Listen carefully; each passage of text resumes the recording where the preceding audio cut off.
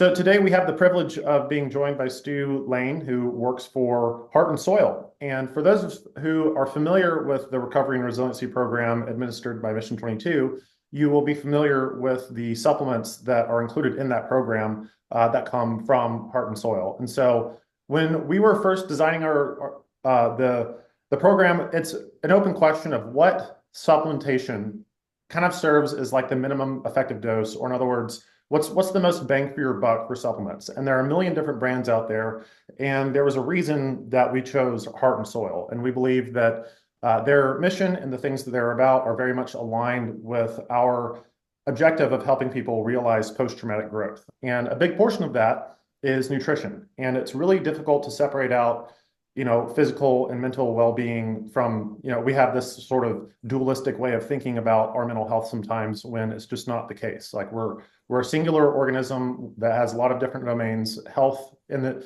one thing I like to liken it to is that in the medical model, often we're taught to treat the human body more as like a machine where, well, we just need to change the oil here, we just need to replace a shock there, or whatever, and we'll fix the problem. But in fact, the human body is much more like a garden that needs a plethora of different nutrients that all work in kind of a synergistic way.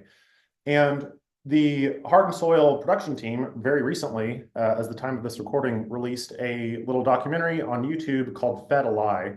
And that gets into for the listeners, gets into some really good detail on a little bit of a history of how we got to where we are with our nutritional landscape and why it's so dang difficult to feed ourselves well. And it hasn't always been that way. In fact, it's sort of a new thing that we really have to think about food labels and ingredient labels, but that's where we are. So a big question is, well, our bodies were basically designed to live in an environment that is rather mismatched in many ways to the modern environment that we are in.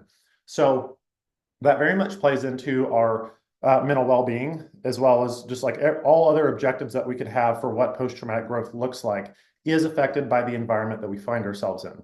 So today we are going to really explore the nutritional component of that. We'll get into a few other lifestyle things, and I think maybe a couple of surprises along the way. So Stu, thank you so much for this time. And first off, I want to ask you, the sort of branding that Heart and Soil has, or things I've seen on social media, is this idea of regaining our birthright. So what exactly is meant by that, and what does that have to do with nutrition? It's it's a great question, and firstly, I must just get ahead of something and say that I must have a branding problem as well because my name is Stee, not Stu. It's the English confusion. You see, I'm living in America these days, but I go by Stee, not Stu. I had a client, funnily enough, call me that for about 6 weeks into our relationship, and eventually I was like, okay, Dan. We're getting deep here, but first, just let's get the name. It's Steve. It's not actually that cool. It's just short for Steven. So as you see, everything is about branding. And when Heart and Soil really titled this "Reclaim Your Birthright to Radical Health," I think it was a call to action, really. Like some of the things you just beautifully set us up with, which is that we've got this interesting evolutionary mismatch between what our genes expect and the modern world that we find ourselves in the sense that we have more access to information, more access to medicine, more access to doctors, more education around health and fitness than we've ever had. Yet we are the sickest, weakest, most depressed, most suicidal. Insert pretty much every rise of every chronic disease you can think of is at the worst in particularly our modern history. So there's clearly something going on, and the answer isn't just in more education. It's kind of a loss of some of the ancestral wisdom, which is multifactorial. It's nutritional and it's mindset and it's spiritual even. So reclaiming your birthright to radical health starts with something like understanding where we come from to understand where we could go and what our birthright actually looks like, which isn't what is quote unquote normal now, not to mistake what is common for what is normal, right? It's become very common for the average adult to be overweight, dealing with some chronic issues. We would say that is not normal. And reclaiming your birthright to radical health is to get better with age, like a fine wine, to have vibrancy well into your 60s, 70s, 80s, and beyond, not to be on the path right now, which is basically by the time you're 60s, you're on a couple of prescription medications. By the time you're in your 70s, you're bound to a wheelchair. And if you do survive into your 80s, it's going to be one of steady decline and ill health. So it's just a radical call to action to say, hey, the way we're living is not adapt to our genes, and we are suffering if we do not fix some of those things. And we believe that every person's birthright is for radical health, and we think that with the right implements, we can get them there. Yeah, that's great. And we're in real time. We're recording this right after Thanksgiving, so I think I still have some residual effects of seed oils in my neuroinflammation, so I can't remember how to pronounce people's names. Notwithstanding, yeah, I like that distinction between what is common and what is normal. There's a really interesting case study it was like the late 1800s and early 1900s. This is a fascinating illustration of taking for granted what's normal and what's common. And it's the story of the thymus gland, And basically in the 1800s, when they were developing standards for care for doctors to reference, for clinicians to understand like what's a normal human body, there was a consensus that the size of the thymus gland was, whatever it was. They came up with a standard size. And into the 1900s, as people began to be more affluent, were able to afford more nutritious food, babies started developing a little bit differently. And one thing they noticed was, uh-oh, the thymus gland is too big. So it's against our standard models. So you know what we need to do? This is a great idea. Let's radiate it so we'll make it smaller so it's quote unquote normal. And surprise, surprise, all of a sudden people are starting to develop cancers. So what had happened was that their sample size was taken from an impoverished portion of the population. And they took for granted that that was a representative sample of what is normal. So in that case, it was common for the thymus gland to be very small. Therefore, what was normal, quote unquote, would have been was actually a larger thymus gland. And so now I think there's a stat that came out, I think it was in the early 2000s, that 88% of the population was not metabolically healthy. And I think that number has only gone up. Can you talk a little bit about what it means to be metabolically healthy? What's that term mean? And why is this such a health issue now? Yeah, you're dead on. The latest, this is the CDC's own statistics, is 88% of adults are suffering from metabolic syndrome, and therefore they are not healthy. And that's a diagnosis basically on what is metabolic syndrome.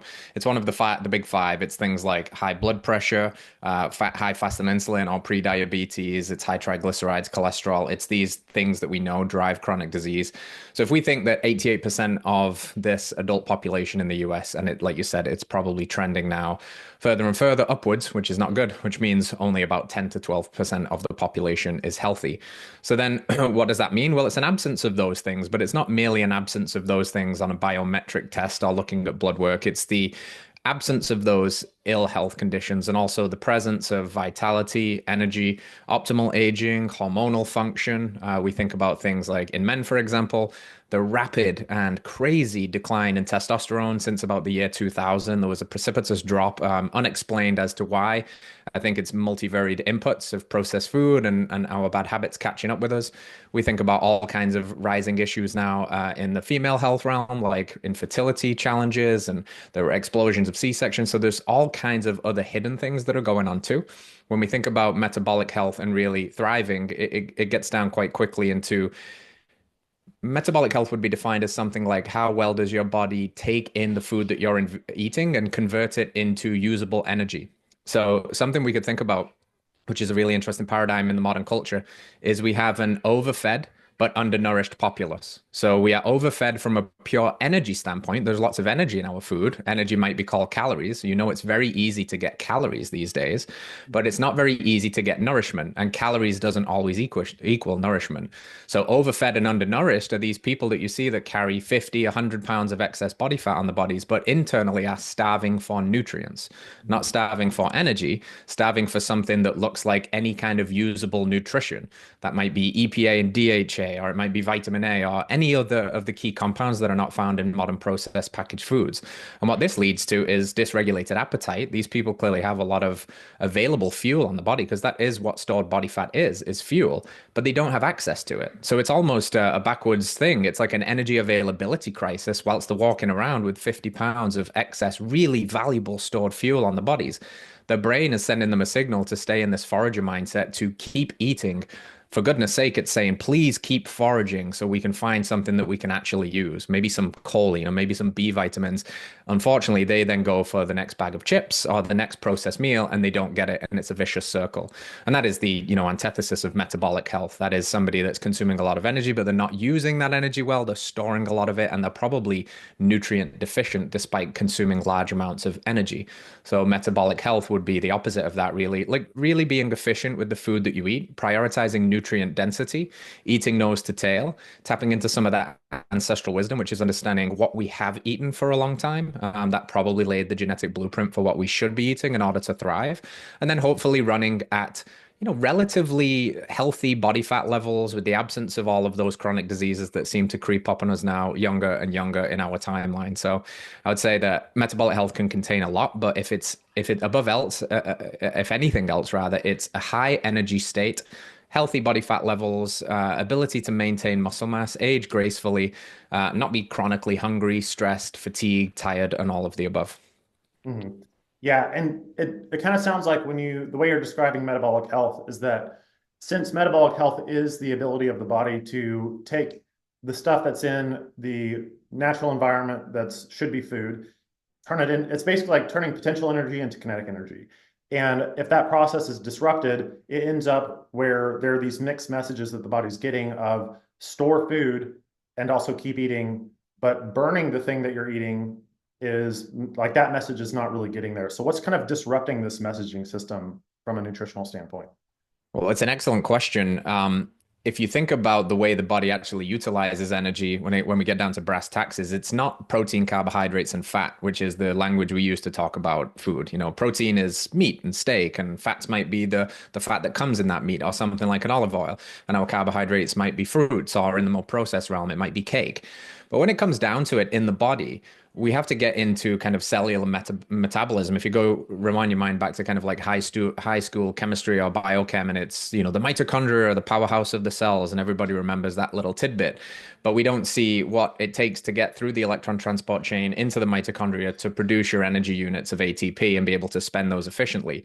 So exactly what you just said, it's this, there's tons of energy coming in, but it's being stored instead of burned, and it's creating like rampant oxidation. So we have a broken cellular metabolism for a lot of people, and a lot of things contribute to that. Number one, it could be a micronutrient deficiency or a micronutrient inadequacy. If you don't have the proper amount of micronutrients, which are not macronutrients, so not protein, carbs, and fats, but things like the right enzymes, the right cofactors, the entourage effect of eating nose to tail, vitamin A, broad spectrum vitamin B, choline, these kinds of things, then you essentially have a bunch of locks with no keys, and that can damage metabolism. You can also have what you were talking about and referring to a little bit, I think, which is kind of this cellular signal internally of the eternal winter. And the eternal winter is the stress. And the stress means store and hold on. If it was abundance signaled in our nervous system and in our environment because we were eating appropriate amounts of food and we weren't in a stress state, then there's no need for the body to signal this hoarding kind of mechanism to hold on to every ounce of extra food.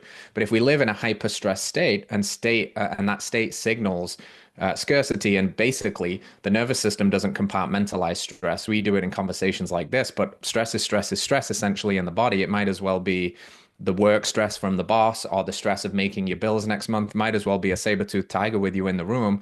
Things start to slow down. Digestion slows down, metabolism slows down, and those things kind of break. They break at a cellular level. So we've got lots of inputs as well, including we don't spend enough time outdoors these days. We don't ground. We've got blue light toxicity, which directly damages mitochondria. We've got PUFAs. You mentioned the seed oil film that Heart and Soil just released, looking at how these uniquely damage mitochondrial function at the cellular level. They inhibit the electron transport chain and the production of ATP. They create cellular insulin resistance. So we've got novel foods, we've got a poor light environment, we've got a hyper stressed environment, a severe lack of coping skills, and healthy things that, not all stress is bad. And this crowd knows this better than most. Like some stress can be good. It's the dose that makes the poison.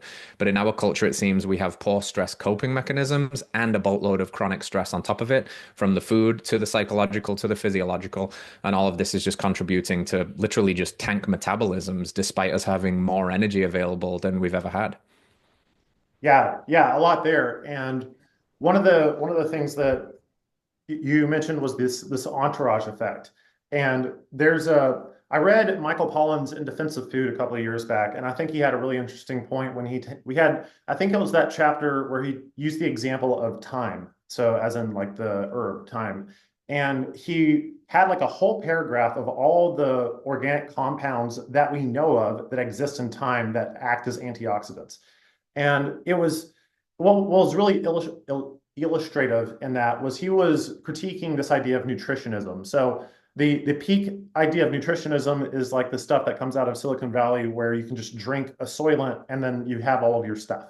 You have, oh, well, I have 100% vitamin this, I have 100% vitamin that, and that's all I need. And the reality is that that is a synthesized version of the real thing. It's a substitute that maybe you could get away with for a little while, but what I'm hearing is that when you have all of this stuff together, there are so many other factors that we just don't even know that are part of it. And then I came across this idea of food as information. You mentioned how there is a time of year. So you mentioned winter stress. And, of course, my mind goes to like the bear that's fattening up. There's certain things in the environment where things are getting colder. There's this really cool, so I used to live in Alaska. And I would notice that the rabbits there, watch any nature documentary long enough, you'll see the rabbit, like the snowshoe hare in the summer is brown, and in the winter it's white. And how does the body know to change the pigment of the hair given the temperature? And, I don't know exactly the scientific answer, but long story short is that there's a flowing of communication from the environment to the organism. And I think part of that has to do with what they eat. So food is information about the environment. And if you live in an area of the world where you have all four seasons and you only had access to the food that was available in those regions during that season, that food would literally tell the body it's becoming winter or it's harvest time or whatever. And the information in the environment would communicate to the organism, i.e., the human, to prepare for whatever the next season is. But from what I understand, and you can fill in the gaps here, is that when we eat a diet, particularly that's high in linoleic acid, if you watch the little documentary, they'll talk about this. It's a type of I believe it's a type of PUFA, which it stands for polyunsaturated fatty acid. When you have higher linoleic acid in the diet, this is the theory, that is cueing the body that it's almost winter and you need to store fat. So to boil it all down, when you have a diet that's high in foods that tell the body falsely prepare for winter, your body's constantly sort of preparing for winter and adding that excess fat on. So I want to pause there and see if there's some things that I missed or if I'm getting that right. No, I think you're hitting some major key points, I think. And it's one of the cheat codes or one of the razors that cuts through a lot of noise if you simplify nutrition down to some first principle things. And one of them would be cook all of your food at home and eat only what's locally available. If you do that, you are in sync with nature's cycles around you. Because what is food essentially? It is light slowed down into mass. So from a quantum perspective, if you are in the winter, I'm in Tennessee right now, so UV index is not going to get above 3 anymore. We're pretty much done with vitamin D synthesizable weather. And the only things that are growing for me now are going to be kind of underground roots and tubers. I got some potatoes. Maybe I would have some ferments in the fridge, ancestrally speaking. If I fly in a Costa Rican pineapple, I'm getting very different light information that is trying to tell my body where it is in space and time. And that can create some kind of metabolic confusion. Now, I'm not saying that these foods are bad. I'm not saying that you should never eat a banana in the winter if you live in New Jersey. What I'm saying is all of these things point at something that you were pointing at, which is the loss of ancestral wisdom and the hyper novelty where we've started to try and outsmart nature often backfires. Nature knows when we try to outsmart it, whether that's pulling out single ingredients and calling them a superfood and disregarding everything else, or whether it's biohacking this, that, and the other, but not working within the laws of nature, we're usually going to come up against unintended consequences. Because nature is so smart that it put the medicine in all of the stuff, the real stuff at least. And man has gotten so lost in his ways that we've become afraid of what nature provided. For example, you mentioned saturated fats, an incredibly stable fat. The reason it's called saturated is those bonds are saturated, which means they are very chemically strong, which is a good thing, by the way, because what we're trying to fight in the body is lipid peroxidation, or like an internal rusting, if you will. If you bite an apple and you leave it on the counter, you see how the oxidation process turns it into that rusty brown color. Similarly, something happens in the body, in particular to fats. Now, saturated fats, being that they are saturated chemically and very strong, they are stable under the presence of heat, light, and oxygen. So if we think about cooking, I mean, we've got a lot of heat, right? If we think about transporting, all of that stuff, we get exposed to those elements. But if you think about what the body is internally as a combustion machine, it is heat, light, and oxygen. So saturated fats, very demonized in our culture because of the madness around the 1950s and the Ansel Keys debacle, and then the low fat craze was born, and we could go down that rabbit hole if you'd like. But long story short, and actually a very healthy fat to consume, very stable, prevents oxidative stress in the body. And ancestrally very, very appropriate, because if there's anybody here with ancestry that's more like Northern European and not equatorial, you are not eating anything that looks like a fruit or a tuber for 4 to 6 months of the year. The only thing you are surviving off, if we take that ancestral lens, is what you can hunt. And what you can hunt, lo and behold, is very rich in saturated fats. Ancestrally grazed animals are incredibly low in linoleic acid, which is the one that you mentioned that we talk about a lot when we refer to seed oils. The big problem with seed oils, things like canola, corn, safflower, soybean, fry light, vegetable, generic names like that, is they are unnaturally high in linoleic acid. That linoleic acid is a polyunsaturated fat, and they have many double bonds, chemically speaking, which makes them incredibly prone to oxidation. So they break down very easily in the presence of heat, light, and oxygen, contrary to saturated fat, which is very stable under those conditions. And you've heard the axiom that you are what you eat. So when you eat a lot of seed oils, your body fat is built on these seed oils. These seed oils are prone to oxidation and heat, light, and oxygen, which you are. And that's, by the way, after you've already oxidized them by cooking them over 400 degrees in the oven or in the frying pan. And now you're creating, deranged fat inside of the cell membranes, which is causing rampant oxidation. Now, lo and behold, if we use that razor that we started this little ramble with, which is to eat seasonally and locally and naturally, you don't get seed oils because they don't exist in nature. They literally don't exist. I mean, you get fruit oils. If you get some olives and you squeeze them, juice comes out, and we call that olive oil. You get butter from churning cream. You get tallow from rendering the fat around the kidneys. You don't get oil from a canola plant. None of you even know what a canola plant is, because that's clever marketing, because it's from rapeseed. They didn't like that terminology, so they called it canola, which stands for Canadian low erucic acid oil. And it has to be processed chemically with hexane and solvents and bleached and deodorized. It's like a 15-step process to put something in a bottle in the supermarket shelf that, lo and behold, gets called by the American Heart Association heart healthy oil, which couldn't be more from the truth and more backwards. Yet here we are living this upside down world where the food that's been around forever, saturated fat from things like beef, venison, butter, versus canola oil, soybean oil that is manufactured in a factory. The modern world and our modern scientists mostly will tell you that those things, the seed oils, are better than the ancestral wisdom and the fats we've been eating for our evolutionary history. Yet if you look at the outcomes of what that's looking like with data, with how we look, how we live, and our quality of lifespan and health span, I think that the writing is on the wall, really. It's quite obvious that that advice has failed us miserably. Hmm.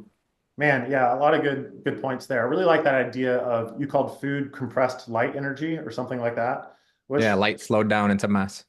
light slowed down into mass, which literally is true when you think about how photosynthesis works and all of that. Yeah. What it reminds me of, we touched briefly on how in the 50s and 60s there's a whole history for those listening in. There's a book called Big Fat Surprise by I think her first name is Nina. Her last name- Titles. There we go.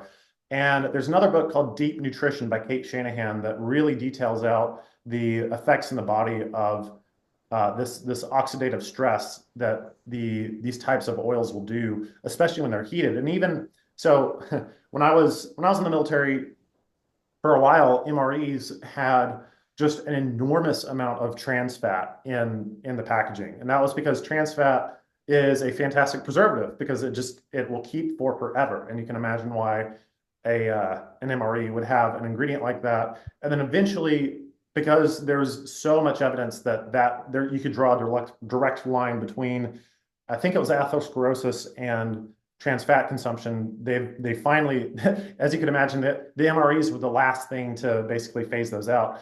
But even still, with the replacement, it's not a ton better, maybe a little bit, but it was there was I think all of us have this starting point of, it's sort of like the barefoot movement when Born to Run came out, where suddenly everybody who had been walking in, their high cushion shoes and all of that tried to immediately get into this more minimalist thing because it was fun and sexy, and then people got hurt.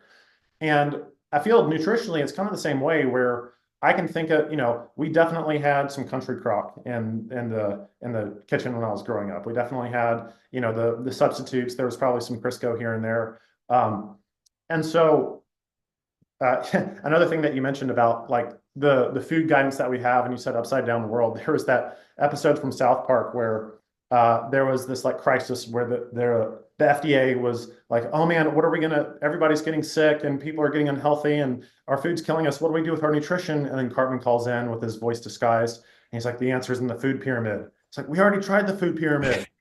He slaps his forehead. It's upside down.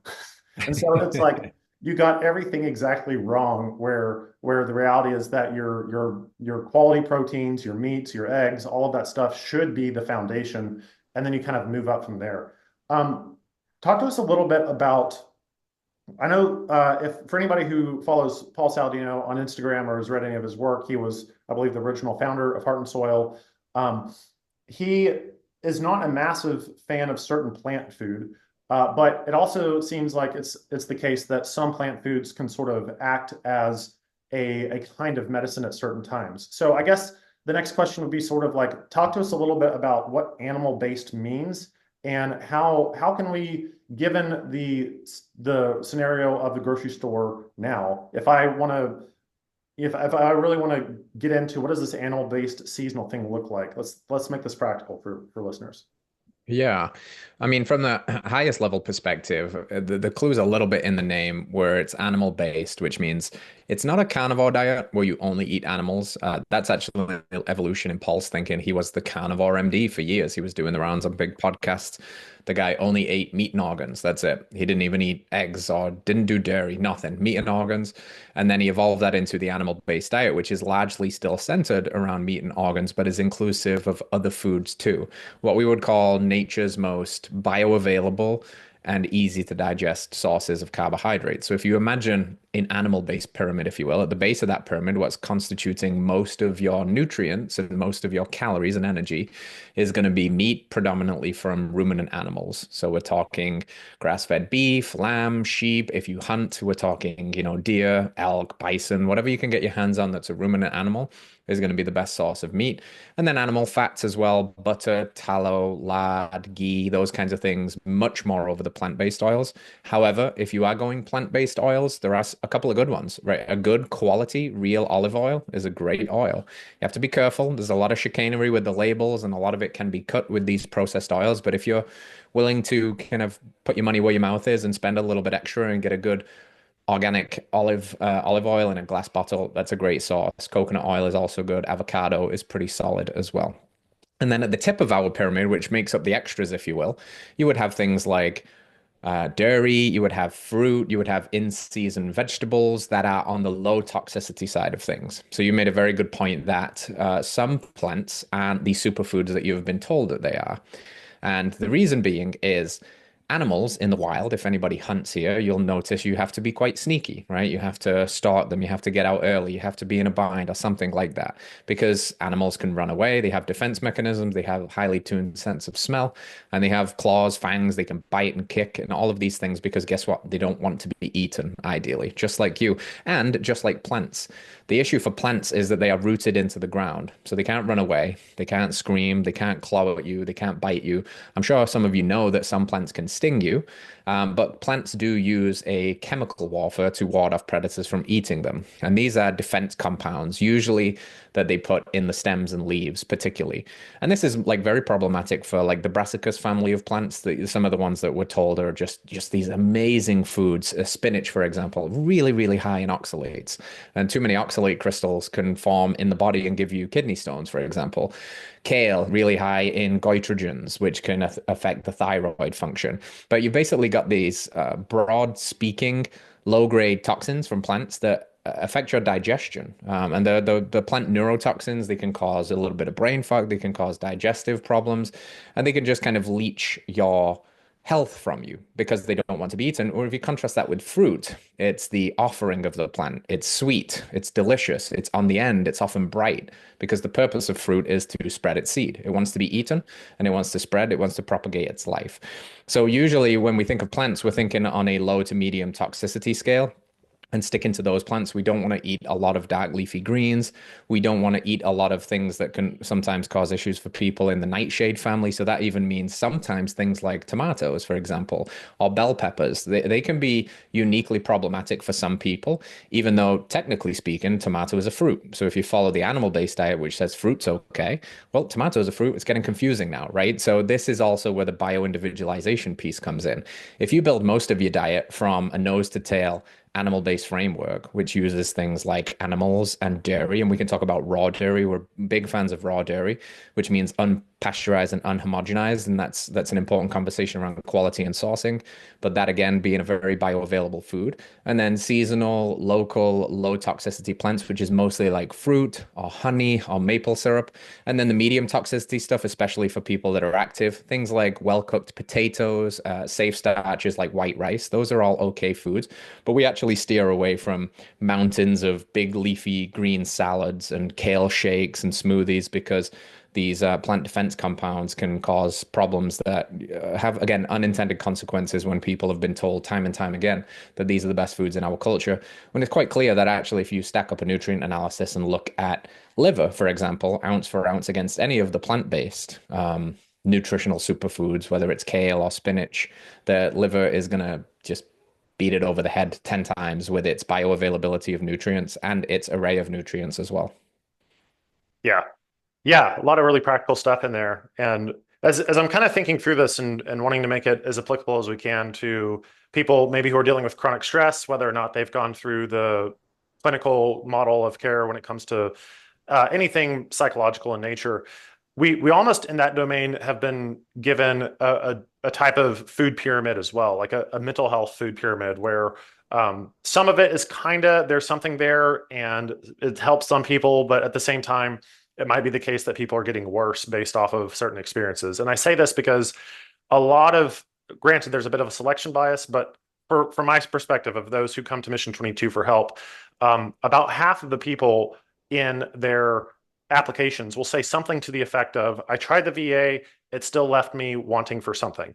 And, everybody's situation is a little bit different, but just to see that high rate of, I guess, recidivism or basically the efficacy of those types of programs are just not quite what they could be. And it almost seems like there are times when you have to flip that on its head. And so I love the Tim Ferriss heuristic of what if I did the opposite? So as a concrete example, what if I, instead of going through and getting medications and clinical care, I went just the coaching route and worked on my deadlift?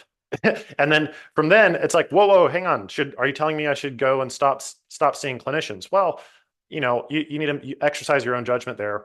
But I was talking to Magnus, the founder of Mission 22. He was saying how, what if instead of, if you took, maybe not for everybody, but let's say like the majority of the population who's been given some type of mental health diagnosis, like let's say your new goal is to get a 100-pound PR on your deadlift or whatever. So like insert a strength fitness goal. Well, okay, how would your life be restructured if that was your primary goal? Well, you'd probably be getting to bed a little bit sooner. You'd probably be paying more attention to how much light you're getting. You'll probably be paying more attention to your sleep, to your recovery, to your protein intake, to, oh, my diet affects this stuff. And then you might also like, well, I need training partners. Okay, I need to get with people. So there's sort of like this singular thing that you could optimize for almost, where all sorts of other things sort of around peripheral to it start to build this what we talked about the garden before, where all these things are starting to contribute. And rather than the standard model for so long in the psychological space has been, especially as it relates to PTSD, well, we're gonna work on things that reduce your symptoms. We're gonna try to tamp the symptoms themselves down. And once those go away, then you're good. What if I did the opposite? What if and to give credit where it's due, the positive psychology school of thought has been thinking in these terms. What if I did everything I could to make my body physically better and more capable, and make Andrew Huberman talks about act on the mind to change, or act on the body to change the mind. And so it seems like everything that you've been talking about um, acts in order to do that. And if anybody wants to nerd out, there's a book called Brain Energy by Dr. Chris Palmer, I believe is his name. And he talks quite a bit about how he's even had schizophrenic patients, by no other, like all other factors being equal, change their diet and actually saw remission of schizophrenia. So it seems radical that just a change in your nutrition would have that much of an effect on your psychological well-being, and yet that's what we see. Can you speak a little bit to maybe the neural inflammation or other levels of analysis of what a shift in diet can do for you? Yeah, I think, you know, sometimes it can sound extreme for people to hear cases like that, but it's the truth of a healthy body. You know, if we truly understand what health is, well, it's the absence of dis-ease. And dis-ease can be everything from things like cancer, that is a verb. Usually you've been doing it for a long time before it manifests as the scary diagnosis in the doctor's chair, to low-grade anxiety. Like health is the absence of those things too.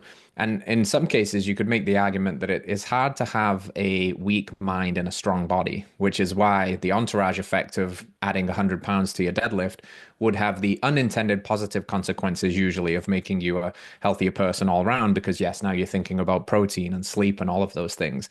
But it really does come down to, if your birthright is radical health, and what that means is the absence of all of these things, then basically anything is possible. And, you know, sometimes it gets a little woo for people, but it's that classic, if you believe you can or you can't, you are right. I mean, I've been drowning in anecdata for years at this point, where I've seen the craziest transformation stories, things that would make your head spin. People that had terminal diagnoses, told they would never walk again, all the way down the list, who put things into remission that the medical establishment tell them there is no chance you can do that. You can't possibly do that. This is your fate. This is how it is. You can't reverse these things. Lo and behold, the power in health, physically bringing down inflammation, giving your body the right micronutrients that it needs to thrive, and also a positive psychological shift. There's a reason in pretty much every study we have to account for the power of placebo, because it's a very, very powerful thing. And if you believe that you can heal, and you combine that with good lifestyle practices and good dietary practices, and you remove what Hippocrates said a long, long time ago is the root of all disease, you know, inflammation, all disease begins in the gut. It's all back to inflammation. And if you can get that under control, and who knows what's possible for you, everything from the knee pain that you've had for 15 years goes away, all the way to, wow, I was, you know, bipolar, schizophrenic, depressed, you name it. And now I'm living a life again that feels much more joyful and hopeful. That's what's possible. That is really what's possible for people when they get healthy. Now, it usually requires more of a holistic frame. You know, it's not just going to be fix your diet, but it's kind of like when you fix your diet, who do you have to become in the process of doing that? Usually bleeds into other areas of your life. Like, it's not about getting what you want necessarily. It's about who you become in the process. And who you become in the process is a person that can cultivate discipline and starts thinking about all these little things. You see, you can't go on a food journey like an animal-based diet without opening Pandora's box of all the other things, because eventually you're going to start feeling amazing. Then you're going to start looking at your skincare and what am I showering in? And then you're going to start looking at your water. Like, am I drinking the water supply here from the city? Like, what's in this? And then you're going to start thinking about the medications that you've been on. And then you're going to start thinking about the clothes that you wear and the content that you consume and the bedding that you sleep on and the electromagnetic frequencies that you cook yourself in every day. And all of a sudden, you are optimizing all areas of your life. You're getting outside, you're moving your body, you're cutting toxic people out of your life. And lo and behold, you're like, I am feeling the best I've ever felt. And that can happen at 60 years old. There is no timeline on that. You know, that this is the definition of a radical reclaiming of birthright. And in a populace of people that are so disconnected from that and have drifted so far away from that, the transformations and the recoveries can be mind-blowing, to say the least. Hmm. Yeah, I love that. One of the things that from the sort of life transformation coach perspective is that, you know, we can talk about little goals like, hey, I want to make sure that I get in half an hour of movement, or, you know, I want to get rid of this or that from my diet. But then if that's not also paired with this sense of seeing myself as this new person, then it's kind of like more or less window dressing. So, but it's the way I kind of like to think about it is like there's this sort of upward spiral of like where what will be a good analogy. So imagine like a one of those big steering wheels on a ship, like the old school ships, right? It has all those little rungs on the outside. And when you're trying to transform your health, when let's say in an extreme example of what's called complex PTSD or some sort of they call it treatment resistant depression or something like that. And you can understand how that person would feel depressed because this, or really technically anxious, right? Anxiety is a response to like too many things, like too many opportunities, too many stuff asking for your attention, and we feel anxious.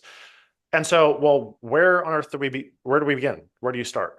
And for somebody who's dealing with that, one of the things that you could help them with clinically is let's break down even something as small as like we're gonna work on putting away the socks today, like one pair of socks.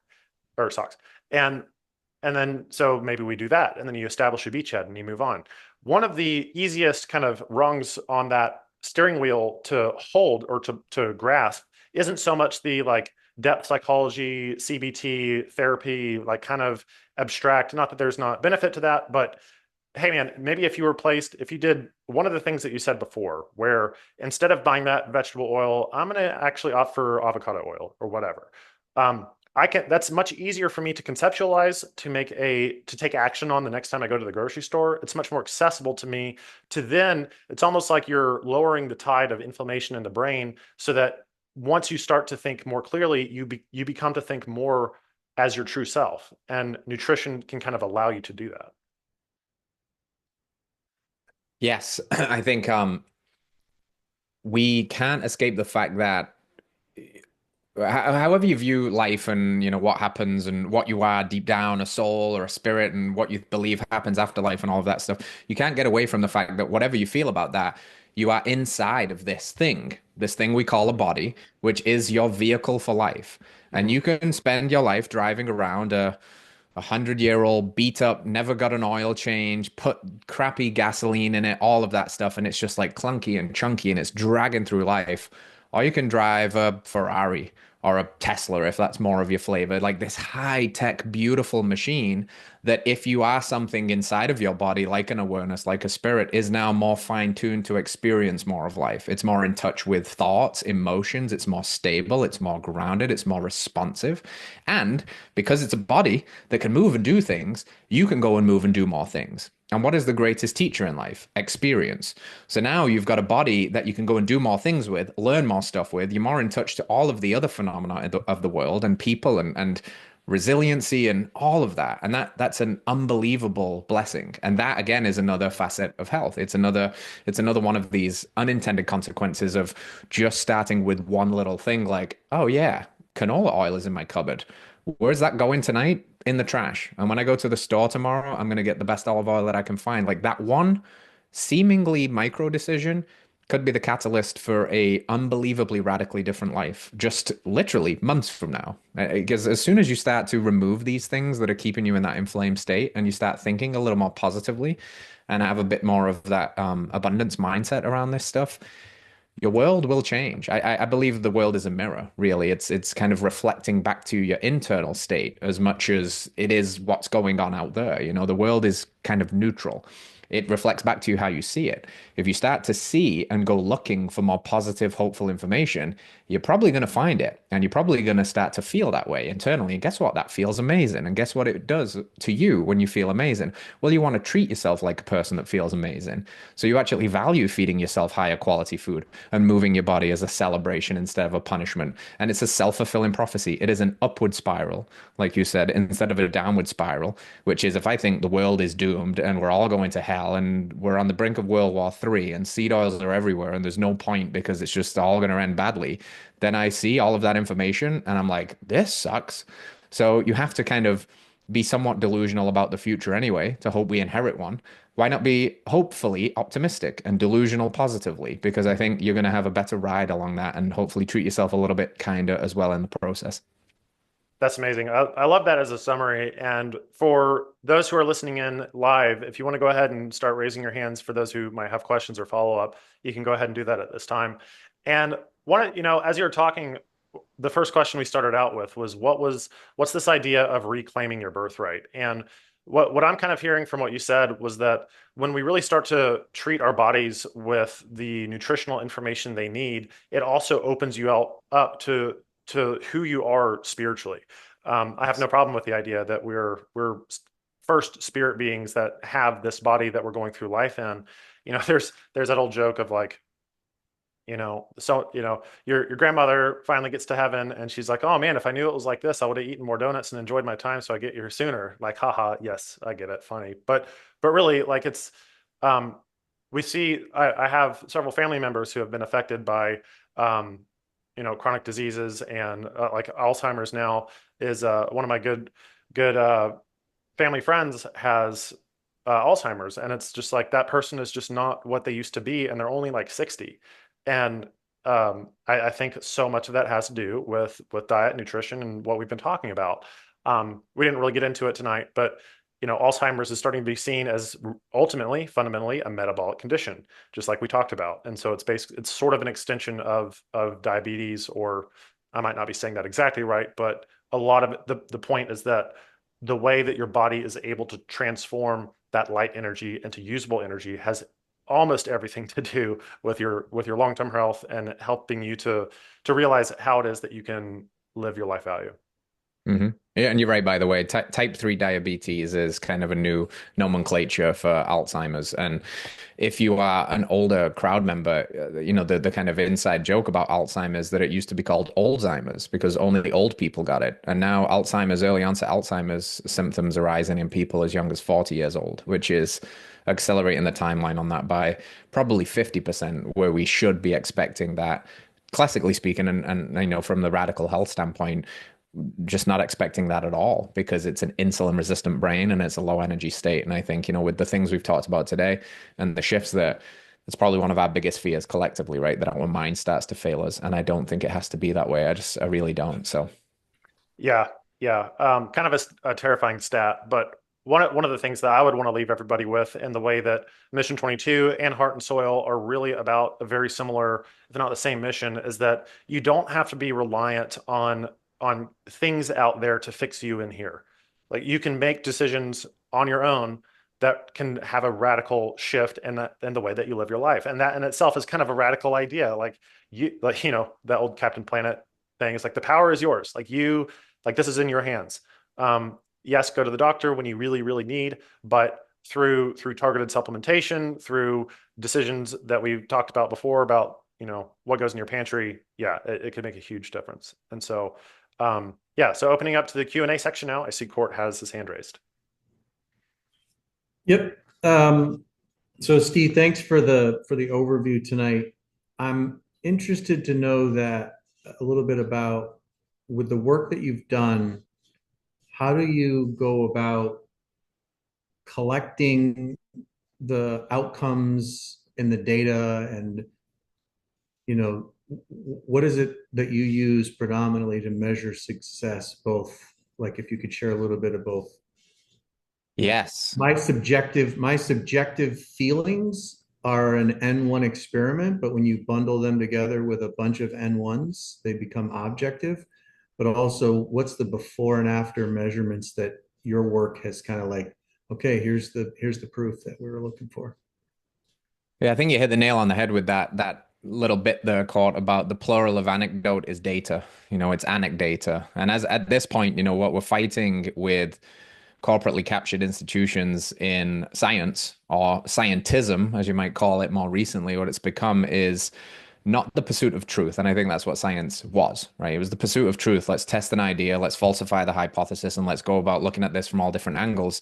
It seems to be a corporate tool now to decide an outcome and prove it right, even if that means being a little bit nefarious with the data and the outcomes and all of that stuff, because it's designed to push an agenda. So we really have to be citizen scientists. Marcus mentioned Paul Saladino a while back in the conversation, the founder of Heart and Soil.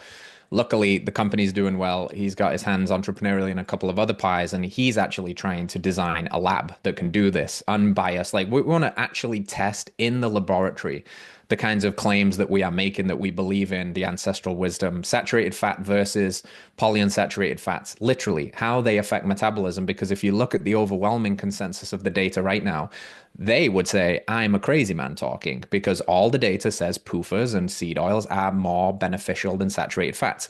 Well, why is that? Well, they're only measuring really for one outcome, and that outcome is it lowers LDL. And they absolutely love to lower LDL because the biggest risk factor of early death in the United States is cardiovascular disease.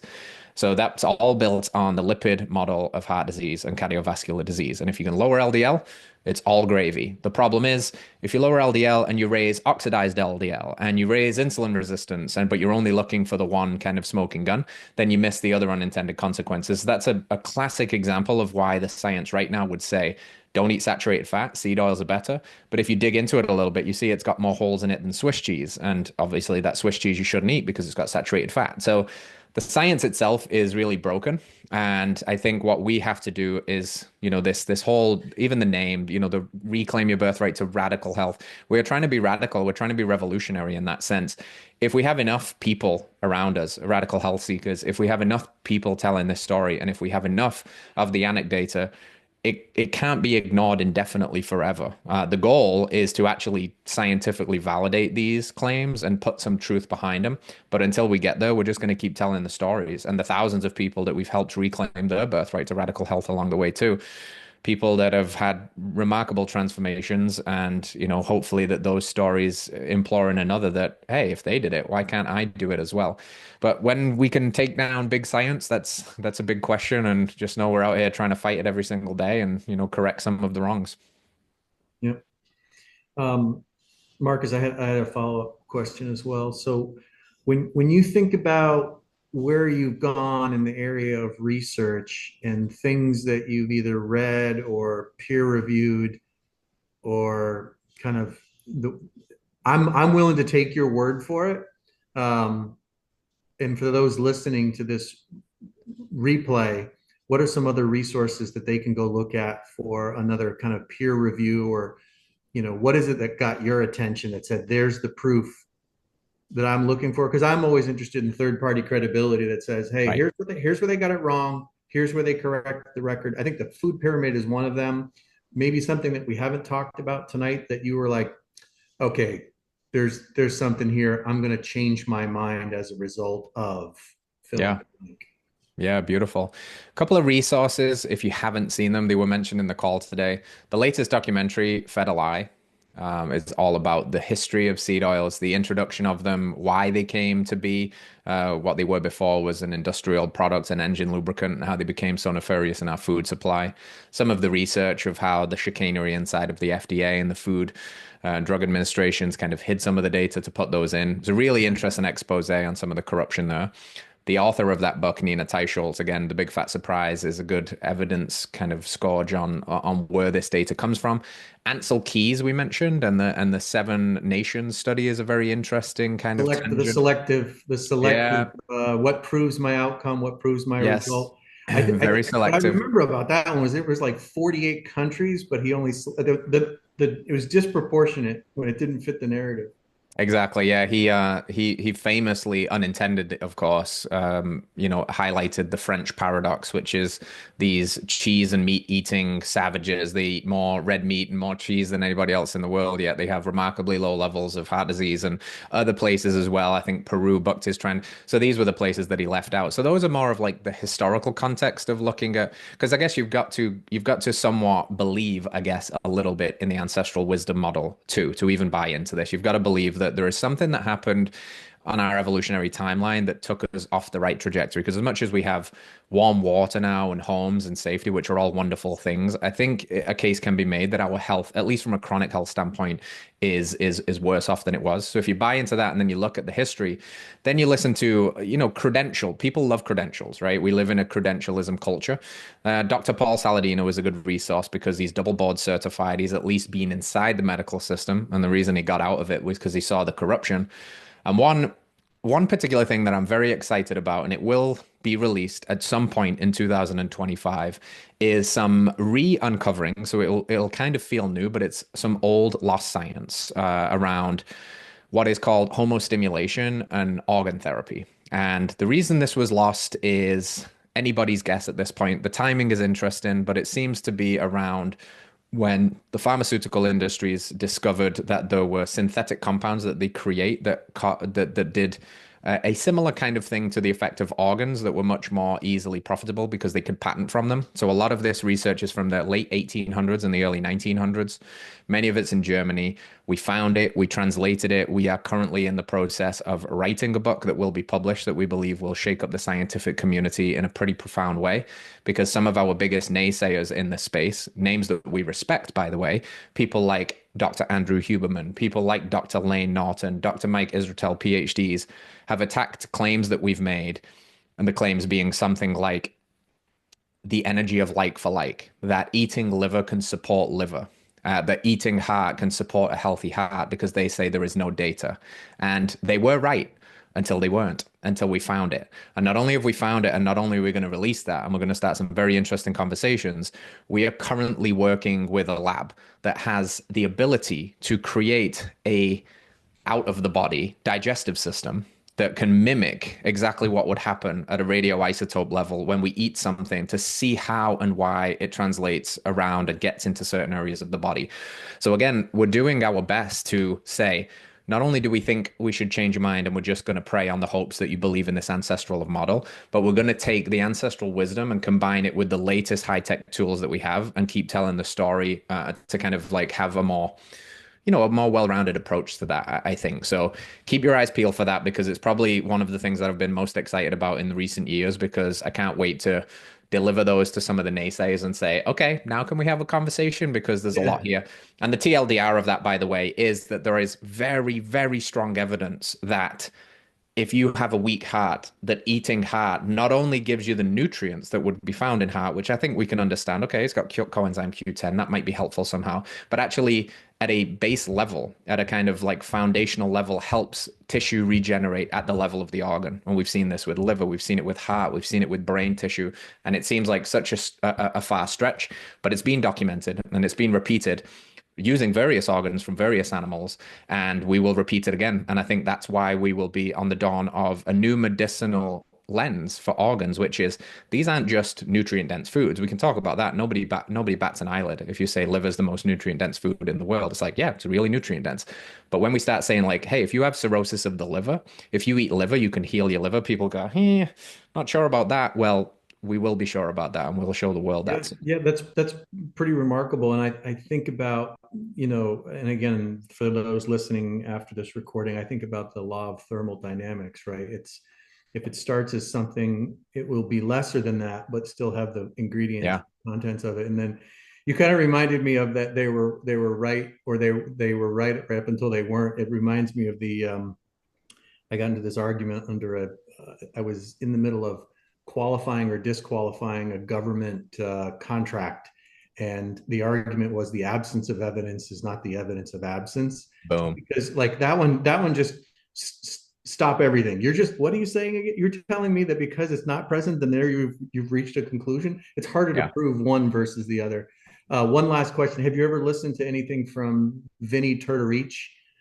He just cracks me up, that guy. He's a no sugar, no carbohydrates guy. Right, right. He's kicking cancer out again by changing diet. So Yeah, it's really interesting. I think there is again some bio-individuality on this stuff. It seems to be that if oh you yeah. go zero low carb, no carbs, no sugar, you are going to spend a large proportion of your time in a ketogenic state, Yep. which can be helpful for a certain period of time. I'm not convinced, and we're not convinced as an organization with what we've learned, that that's the healthiest state to be in forever and always, as some of the proponents would say, because it seems to be that after a certain amount of time, you're going to run into some issues with potentially electrolyte balance. You're going to run into some issues with hypercortisolemia and high amounts of stress, and you're going to run into some issues from an endocrine standpoint. Yeah. So if that's men, we're thinking testosterone. I do think, however, that ancestral wisdom would dictate that, again, if we are of a certain ancestry, that we would spend a certain amount of year on a very restricted carbohydrate diet, and that's probably good. But again, if we're in the summer and the sun is shining, then maybe we honor that ancestral wisdom and say yes to a few more of those carbohydrates, which Yeah, help the thyroid and such. I'm definitely with you because if you think about the central limit theorem and the central tendency of the DNA or the haplogroup of people, this is where your ancestral bell curve fits. So I think it's okay to say it's not all of one, it's not all of the other. It's finding that N1 experiment and then combining both objective and subjective data to say, hey, this is something that resonates with your DNA, your N1 solution is different than my N1 solution, but you shouldn't rule it out. Yeah, I'm with you on that one, on Bingo. making sure we don't claim a singular solution, because that's not, we're the industrial age thinking of care of humans is gone. We can't, that can't be the case anymore. Yep. Great questions. Thank you, Court. Yeah. Well, he told me to save him to the end, so I was Yeah. banking. Court always has some good insight. He's been on some other fun development meetings here at Mission 22. Always some good points raised by him. That's a fascinating thing about the tracking the like for like idea, because I've heard the same thing where your competitor brand there was making the same case and he got capillaried for that very thing. And to hear that no, actually there's something to it is really quite interesting. Yeah. Yeah. Any other questions from the audience? We have maybe a few more minutes here.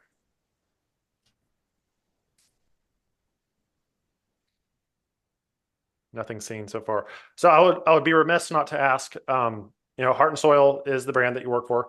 And y'all, I guess we didn't state it explicitly up front necessarily, but y'all make essentially desiccated organ supplements. And so if it's very difficult to, cook liver or other organs, or you're not into that, the idea is that y'all have been able to put that into capsule form. So it's much easier to incorporate into your diet.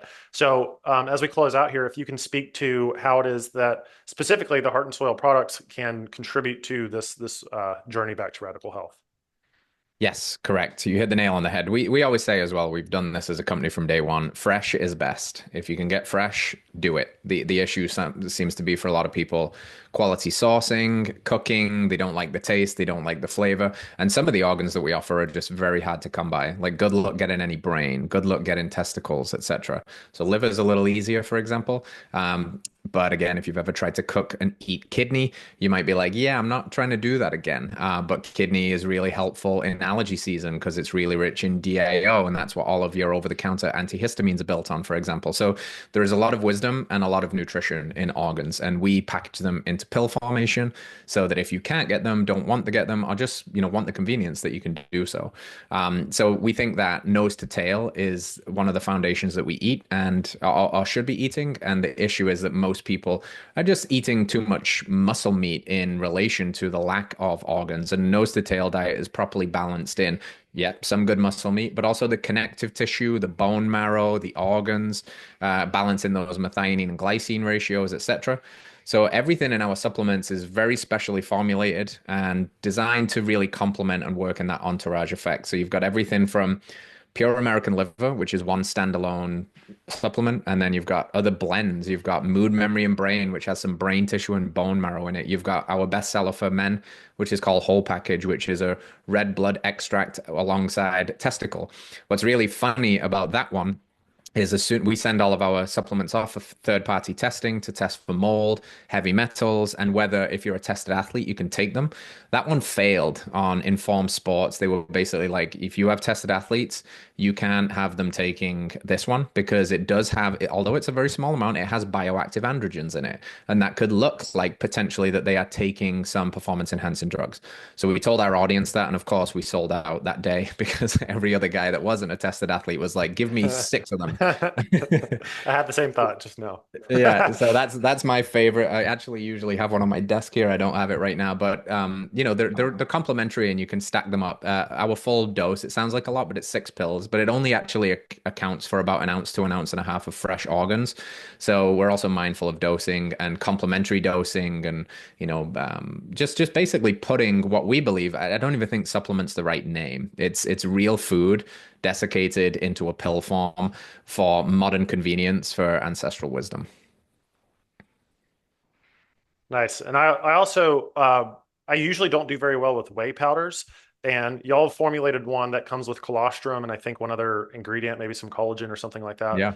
that I've been enjoying a lot. And y'all also pay attention to the packaging that it comes in. I notice everything is like plastic free, which is a whole other conversation that we didn't even get into. But yeah, Heart and Soil takes a lot of care into like all of their like the bottles and everything that it comes in is like that opaque glass, right? So it's preventing oxidation That's right. from light damage. So we I really wanted No to appreciate reuse that. it so microplastics. badly. I Yeah. wanted to reuse that container so badly for something. I know, right? They're very pretty. I always feel bad. I always feel bad throwing them in the garbage. Yeah. Like if you order like one of the 3 packs, they come in like a really cool little, cardboard fold out. Um, On yeah. that note, just really quickly about the protein, it's one of the reasons we created it. We never had that in mind for years, but then we realized there's no real, actually good, clean protein. There's some cleaner options, but the what we've created with animal-based protein is, like you said, it's 3 ingredients. It's undenatured whey. It is trachea and scapular cartilage and collagen, and it's colostrum. And it's a pretty good whack of colostrum too, which is a really interesting compound. But it's unflavored. And I think what a lot of people struggle with protein powders is the flavorings that go in them and the artificial this, that, and the other Yeah. for making it taste kind of nice. So this one, it's very interesting because it is unflavored. It's got a very mild, like creamy and slightly gamey taste that if you mix it right, I do mine every day in a glass of raw milk. Sometimes with a banana raw or half a banana, a couple of raw eggs and some maple syrup. And it might sound a bit funky for people, but if you blend that up, it tastes like a delicious vanilla milkshake. And it's been a part of my staple ever since. And similar to you, I've tried a bunch of proteins. I'm an active guy, I train a lot. So proteins are always super convenient. Never found one that agreed with me. But I know I'm supposed to say this, of course, conflict of interest and all of that stuff. But it is hands down my favorite protein supplement that I've ever come across. And I'm very happy that we make it. That's So great. one of the things that you mentioned, just as an anecdote and aside, I was identical containers, identical packaging between paprika and the store brand paprika. Everything looked the same. Flipped them over, and one had silica in it to prevent clumping. And I don't care. I don't care how much clumping is in my paprika. I'll take clumping paprika every day over Yep. silica added paprika. And I think to your point, like I don't want anything that avoids clumping. If it's gonna clump, it's gonna clump. Wait a minute, what's that gonna do once it's inside me? If I'd Right. rather have the item in its most natural form. And then Yep. just as another anecdote along the way, I think you mentioned something about heavy metals. I'm really interested to see where there will be future industry, like food suppliers starting to be a little bit more forthcoming and voluntary on the levels of heavy metals in their products. Yep. Chocolate is one. Like we think we're getting great chocolate.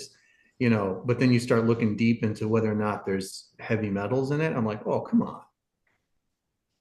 We sampled, I think, almost a dozen to see. We were thinking about doing a chocolate version of the animal-based protein. And as of right now, we've paused the project because we couldn't find one that fit within our standards of a very low amount of heavy metals. So you're dead on. And actually, as an organ company, right now, as it stands, there's a lot of competitors.